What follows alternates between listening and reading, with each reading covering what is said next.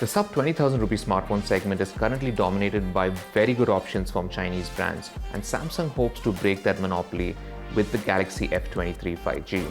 In terms of upgrades, the Galaxy F23 5G doesn't really change the game cosmetically compared to the F22, but internally it has some much needed updates such as a more powerful 5G SoC, a higher resolution display and a new camera setup. Now, while these might seem like solid updates, the competition is pretty tough in this segment and the Galaxy F23 5G has a lot to prove. So should you be considering it? Hi, I'm Royden, you're watching Gadgets 360 and this is my review of the Samsung Galaxy F23 5G.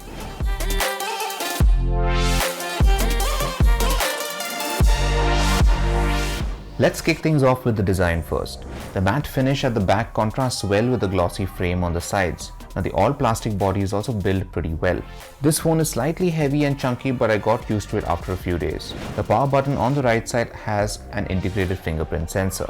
There's a headphone jack, USB Type-C port and a single speaker at the bottom, while the SIM tray is placed on the top. It offers support for 2 nano SIMs as well as a microSD card.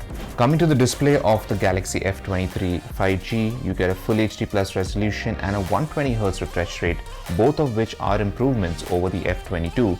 But it's an LCD panel this time instead of AMOLED. It also has Corning Gorilla Glass 5, however the thick bezels and the notch give this phone a slightly dated look. The brightness of the display was more than adequate for indoor use and colors looked decent. However, under bright sunlight, the display washed out pretty badly in my experience, making it pretty difficult to see what was on the screen. The Samsung Galaxy F23 5G gets a much needed performance boost with the Qualcomm Snapdragon 750G SoC. Now the phone doesn't have stereo speakers or an IP rating, which I think are big misses. The Galaxy F23 5G also runs One UI 4.1, which is based on Android 12, and it also comes with a promise of 2 years of software updates and 4 years of security updates. The interface doesn't always feel snappy, and we'll get to that in a bit, but as far as features go, One UI is loaded with plenty of options for gestures, shortcuts and customizations. There are a bunch of pre-installed apps, but these can be uninstalled. Now I'm glad Samsung sent me the 4GB version of this phone because I can say for certainty that you should probably avoid this and get the 6GB version instead. Why, you ask? I noticed that once I had a couple of apps running in the background, this 4GB version of the F23 5G ran low on RAM very quickly. The memory stats showed the phone had anything between 400 to 700 MB of free RAM at any given point, which clearly wasn't enough to run the OS smoothly. Even the RAM expansion feature didn't really give me the kind of performance boost I was looking for. Now, at times, even simple tasks took a couple of seconds longer than they should have to complete. Now, there were bursts of smoothness when I was simply scrolling through the UI, but these were sometimes followed by annoying bouts of sluggishness. I'm hoping that the 6GB variant offers a smoother experience. Here's how the Galaxy F23 5G performed in the various benchmark tests.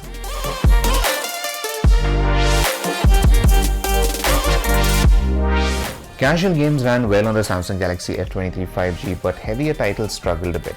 Asphalt 9 Legends didn't look its best and there was a bit of stutter in gameplay. PUBG New State defaulted to the low graphics settings, which didn't look very good. However, bumping up the visual quality in this game made the game look a bit better, but the gameplay wasn't very smooth. The Snapdragon 750G is a relatively powerful SoC, so it was a little disappointing to see this sort of performance.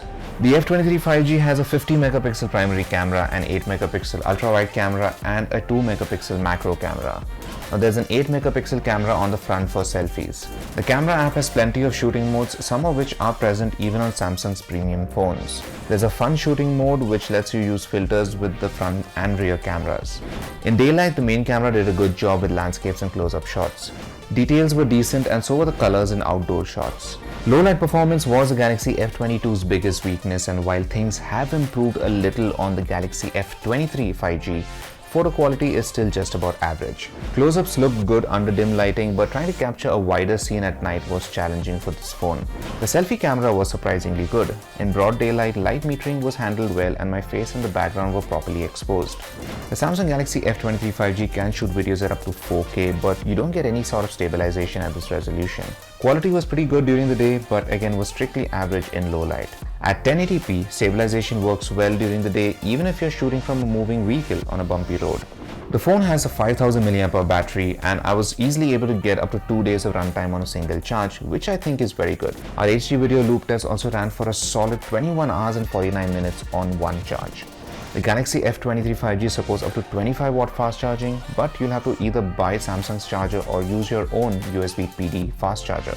Now, using a 65 watt power adapter with a Type-C output, I was able to charge the phone up to 80% in an hour.